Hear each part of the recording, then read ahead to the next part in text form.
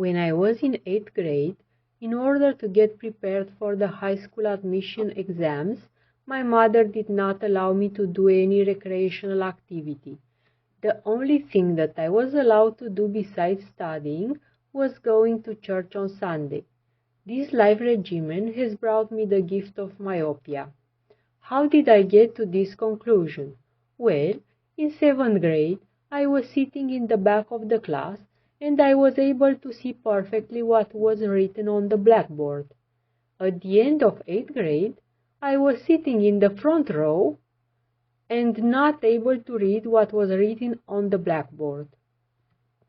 Also, one of the eye specialists that I consulted during the years explained to me that if, when your body is still growing, you use for a long time the close-up vision in the detriment of the distance vision, your eyes will adapt accordingly and you will develop myopia. In 8th grade, I also started to experience knee pain and menstrual pain. Of course, my mother did not know that this will happen. She did not know that spending every day from early morning till late in the night reading and writing will affect my eyes. And she also did not know that chronic stress leads to increased inflammatory activity inside the body. She just had an obsession and she was guided by it. She chose a vocational school for me, and she was determined to achieve her purpose, which was to see me get a primary school teacher diploma. At first, I opposed her choice, as it implied a musical exam, and singing was something that she's been telling me all my childhood that I'm not good at. More than that, if I was to pass the exam and get admitted, I actually had to study music for 5 years, and I also had to teach lessons to kindergarten and primary school children for the practical part of the specialization. And I was shy, and I could only imagine myself standing mute in front of the class. So, what I could see coming were 5 years of torment. But since my mom was determined to achieve her dream, she resorted to manipulation. She told me that since I don't like going to school, if I choose this vocational school, when I finish, I will already have the possibility to get a job and I don't have to study anymore if I don't want to. Back then, I did not understand much of her behavior. Only a few years later, I found out that when she was young, she tried to get into this vocational school herself, but she did not pass the exams. And now she was determined to get her dream come true through me. When the time to sustain the exams came, my mother also came from the countryside to support me. But her support was consisting in nagging and unconsciously putting on my back her emotional baggage and overcharging me with the tension that she was constantly creating. She was joining me to the place where the exams were held and waiting for me outside until the exams were over. But since she was taken over by her emotions, she was not able to provide me a state of calm, but exactly the opposite. By the time of the last exam, which was math, she was so tensioned and overcharged that she literally gave me a headache. Even before entering the exam, I was feeling my head pulsating, hurting, and I had the feeling that my head is about to explode. Even though I could not understand how this works, I could feel that the tension is not mine, but is borrowed from her.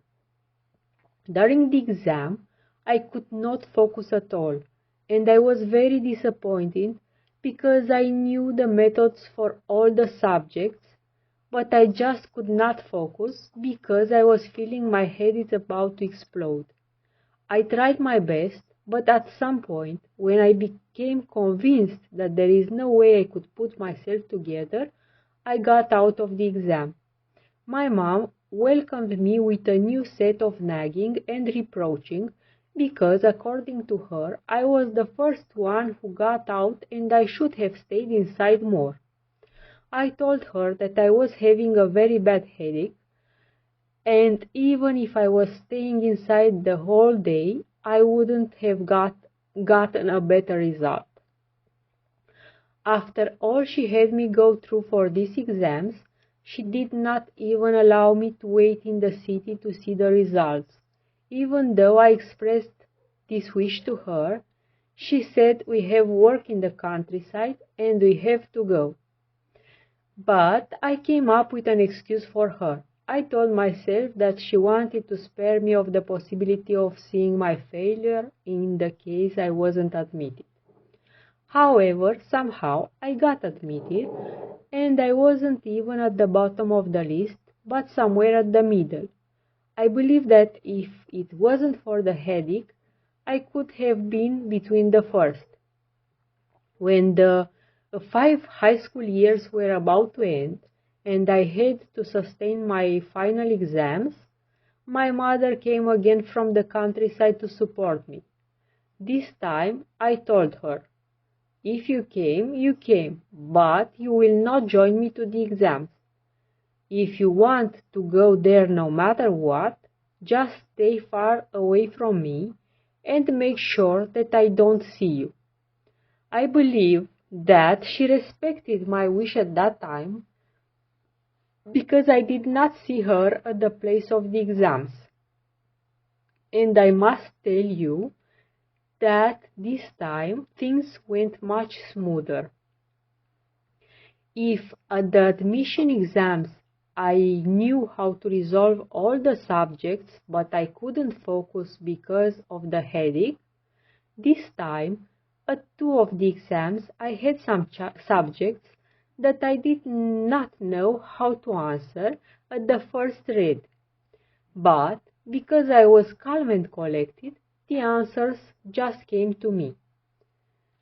Both those exams were oral ones, so I did not have a lot of time to think about the answers. So I started to write down some ideas for the subjects that I already knew how to answer. And while doing that, the answers for the subjects that I did not know how to answer just came in my mind. After finishing high school and receiving the diploma that my mother so much wanted, I told her that I am thinking to get a job, as she told me when choosing for me a vocational school.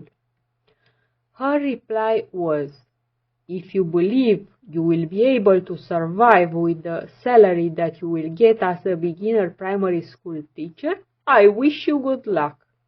I do not support your decision. I have a university degree, your father has a university degree, you are going to the university."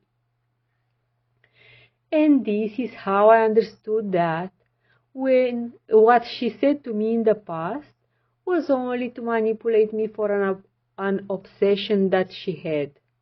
And unfortunately, her obsession did not stop there, because until you wake up and you become aware of the things you unconsciously do, you keep doing them. I don't share this to slander my mother, but I ask myself, why did I have to go through all these experiences?